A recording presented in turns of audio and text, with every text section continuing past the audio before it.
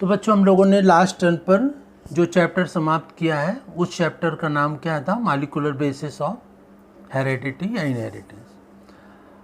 अब इसके बाद अगला चैप्टर शुरू करते हैं। उस चैप्टर का नाम है मानव स्वास्थ्य एवं रोग, human health and disease. Human health and disease या मानव स्वास्थ्य एवं रोग। तो अब इस चैप्टर में क्या पढ़ेंगे? मुख्य रूप से कि स्वास्थ्य क्या होता है, स्वस्थ मनुष्य क्या होता है। जिस मनुष्य के शरीर में शरीर की सभी जैविक क्रियाएं अच्छी चल रही हो, सभी अंग सही ढंग से काम कर रहे हो। स्वास्थ्य का संबंध कोई मोटे पतले इंसान से नहीं होता कि मोटा है तो स्वस्थ है, पतला है तो स्वस्थ है। स्वास्थ्य का संबंध किससे होता है? स्वास्थ्य का संबंध किससे है कि शरीर के जितने भी अंग हैं, इंटरनल ऑर्गन्स हैं, अंतरांग हैं, जैसे कि किडनी है, हृदय है, फेफड़े हैं, आँखें हैं, नाक है, मुंह है, मस्तिष्क है, जितने भी अंग हैं सभी अंग सही ढंग से कार्य कर रहे हैं। जितनी भी जैविक क्रियाएं हैं वो सुचारू रूप से चल रही हैं। वाइटल एक्टिविटीज जैसे श्वसन, पोषण, उत्सर्जन, ये जितनी भी क्रियाएं होती शरीर में वो सभी सामान्य रूप से चल रही हैं, तो मनुष्य स्वस्थ है। और इसमें किसी प्रकार की कोई गड़बड़ी है, कोई कमी है, तो वह अस्वस्थ है। तो इस प्रकार से मनुष्य के स्वास्थ्य का संबंध किससे होता है?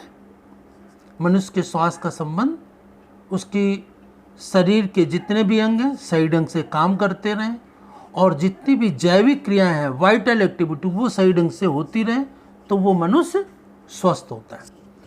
तो ह्यूमन हेल्थ एंड डिसीज, तो मनुष्य का स्वास्थ्य क्या है और स्वास्थ्य का संबंध किस चीज़ से होता है? स्वास्थ्य का संबंध बहुत कुछ हमारे आहार से होता है, जो हम खाना खाते हैं, जो हम खाते पीते हैं। अगर खाना पीना हमारा खराब होगा तो स्वास्थ्य भी खराब होगा, खाना पीना स्वस्थ होगा तो अच्छा होगा। जैसे बैलेंस डाइट या संतुलित आहार लेनी। बैलेंस डाइट या संतुलित आहार क्या होता है? हमारे शरीर की आवश्यकता के अनुरूप, आवश्यकता मतलब जो व्यक्ति जैसा काम करता है उसी के अनुरूप उसका आहार होना चाहिए। जैसे कोई मानसिक कार्य ज़्यादा करता है तो उसका आहार अलग होना चाहिए। जो शारीरिक श्रम ज़्यादा करता है, जो मजदूर है, जो शारीरिक श्रम फिजिकल वर्क ज़्यादा करता है, उसका आहार अलग होना चाहिए। जो शारीरिक श्रम ज़्यादा करता है तो उसका आहार में क्या होना चाहिए? ऐसे भोजन होना चाहिए जिसमें कि एनर्जी ज़्यादा हो, ऊर्जा ज़्यादा मिले, उसमें फैट या कार्बोहाइड्रेट की मात्रा ज़्यादा होनी चाहिए जिससे ऊर्जा ज़्यादा मिले। जो मानसिक कार्य ज़्यादा करते हैं तो उनके आहार में वसा या कार्बोहाइड्रेट बहुत ज़्यादा नहीं होनी चाहिए क्योंकि ऊर्जा ज़्यादा नहीं चाहिए।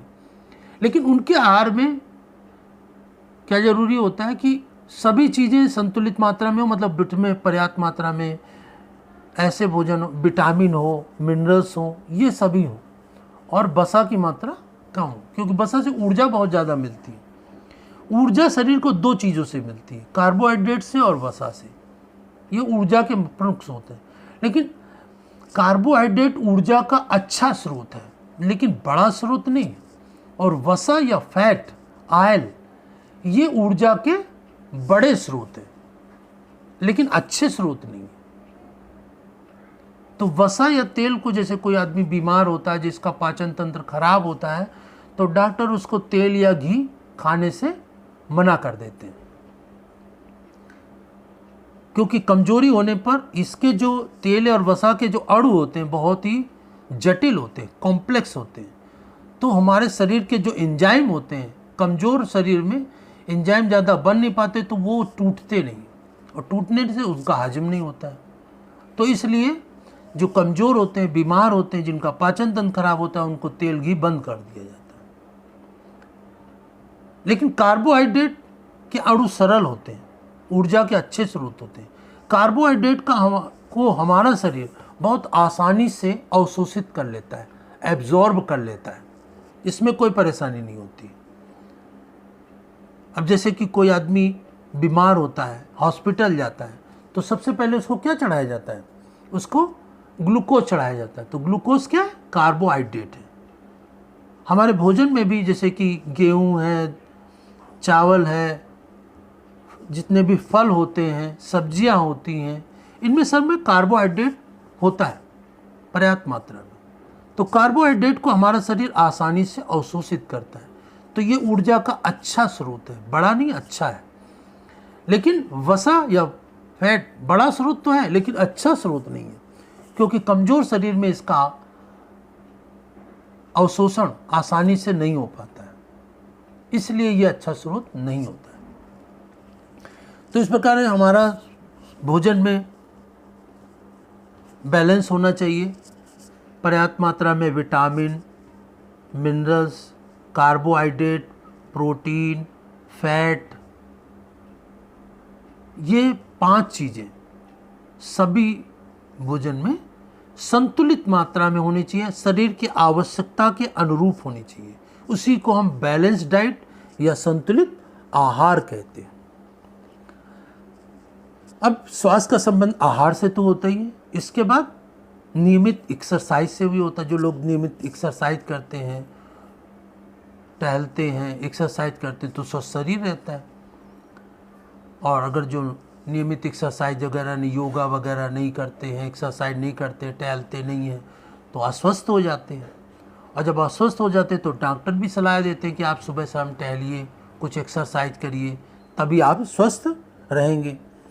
और हमारे अपने घर में आसपास सफाई होनी चाहिए, स्वच्छता होनी चाहिए, तभी हम स्वस्थ रहेंगे। अगर आसपास गंदगी होगी तो हम बीमार रहेंगे। तो बीमारी का संबंध, हमारे स्वास्थ्य का संबंध हमारे आसपास सफाई से भी होता है।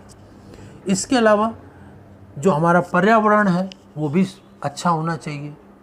पर्यावरण पूरा खराब होगा तो हम भी बीमार रहेंगे। इसके पश्चात जो घातक बीमारियां होती हैं, उन बीमारियों से बचने के लिए बच्चों को प्रारंभ से ही टीके वगैरह लगा दिए जाते हैं। अगर टीके नहीं लगाते तो कोई भी घातक बीमारी हो सकती है। तो सभी घातक बीमारियों से बचने के लिए बच्चों को विभिन्न प्रकार के टीके लगाए जाते हैं। और जो रोग वाहक होते हैं, रोग वाहक जैसे मच्छर, मक्खी, ये रोग वाहक बहुत बड़े होते हैं। जैसे डेंगू, मलेरिया, इंसेफ्लाइटिस, ये सारी बीमारियों को फैलाने का काम कौन करता है? मच्छर करते हैं। कालरा, ये मक्खी फैलाती है। तो मक्खी, मच्छर, ये रोग वाहक होते हैं, तो इनसे हमें बचना चाहिए। ये कहीं पर अपना जमावड़ा न बनाने पाए, मच्छर, मक्खी, क्योंकि इनसे हमारे स्वास्थ्य पर बुरा प्रभाव पड़ता है। विभिन्न प्रकार को इधर उधर फैलाने का काम, लाने का काम इन्हीं के द्वारा होता है, मच्छर, मक्खी।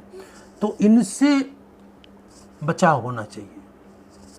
इसके पता तुम्हारी जो आदतें होनी चाहिए बहुत अच्छी होनी चाहिए।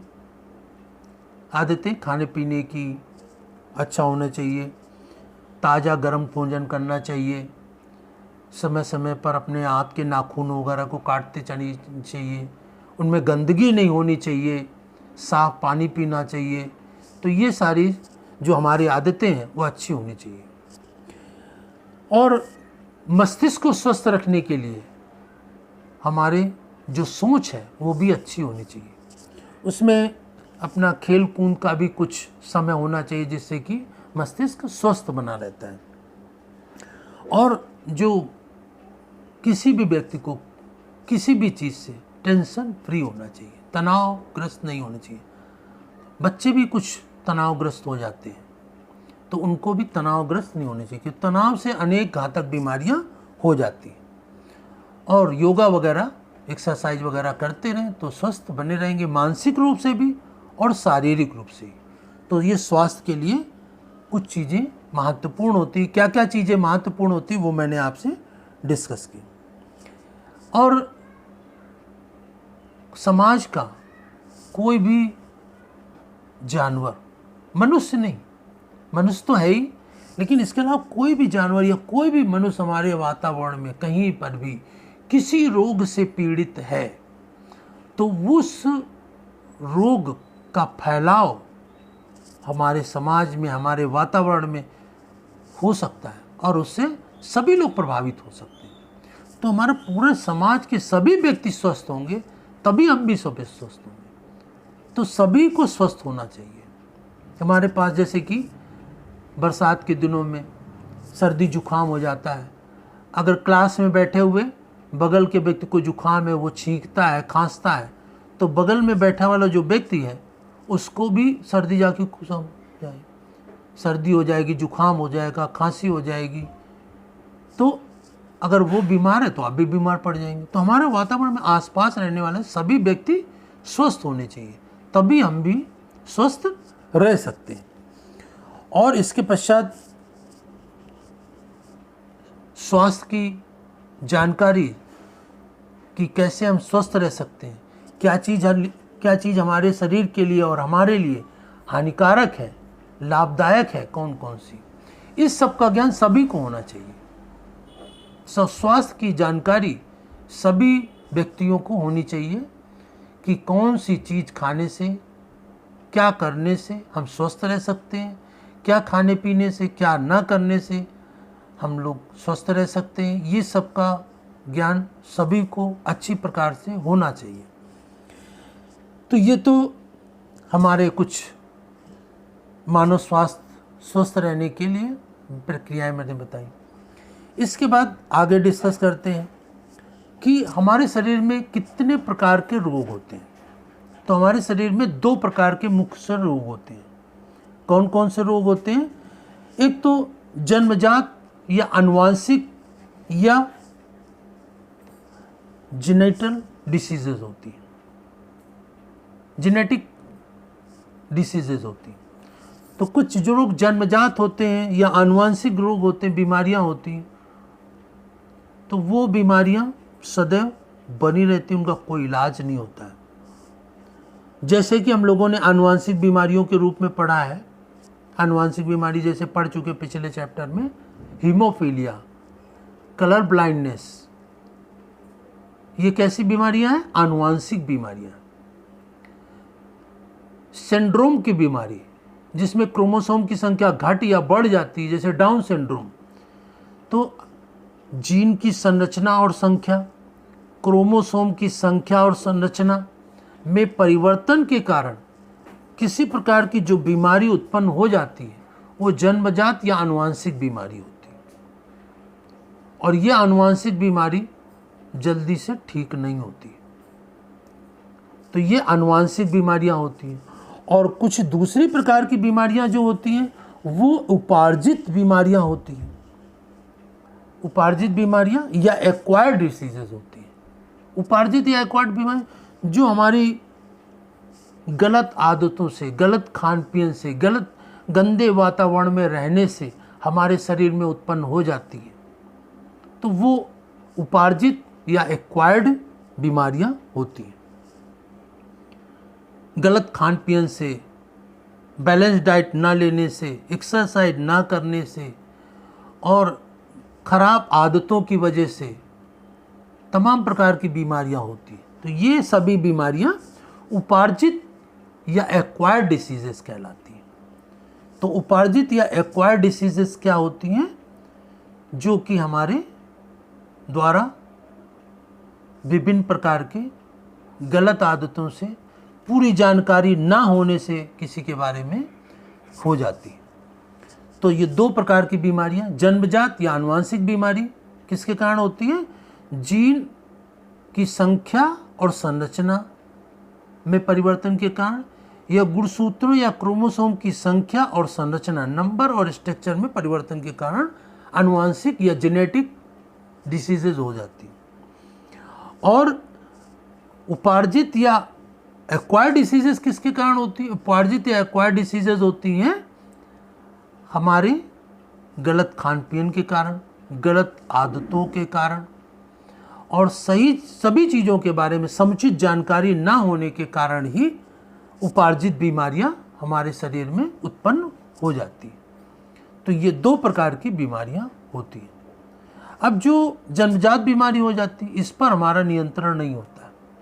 ये तो हो सकती, किसी को हो जाती है।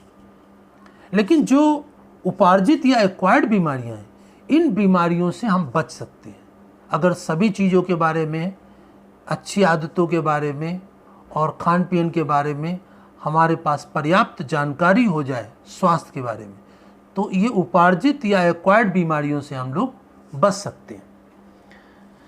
तो ये 2 प्रकार की बीमारियां। अब इन बीमारियों के बारे में विस्तार पूर्वक नेक्स्ट टर्न पर मानव स्वास्थ्य और रोग के अंतर्गत हम लोग चर्चा करेंगे। आज हम लोगों ने जो मानव स्वास्थ्य और रोग, ह्यूमन हेल्थ एंड डिसीज़ के बारे में इंट्रोडक्शन या परिचय दिया, इस चैप्टर को पढ़ा, जानकारी हमने दी है। आप लोग ये जो मैंने बताया है इसको अपनी कॉपी में नोट करेंगे जैसा बताया, और इसी के बाद जो रोग के टाइप बताएं, जेनेटिक एंड रिक्वायर्ड, आनुवंशिक बीमारी और उपार्जित बीमारियां। अब इसके अंतर्गत कौन कौन से रोग होते हैं, कुछ रोगों के बारे में पिछले चैप्टर में हम लोग पढ़ चुके हैं, और कुछ बीमारियां जो हैं वो आगे हम लोग और पढ़ेंगे इनके बारे में विस्तार पूर्वक। और आप लोग इसको जो बताया है इसको डिटेल से जितना आपको समझ में आ गया है उसको फेयर कॉपी में नोट कर लेंगे। धन्यवाद।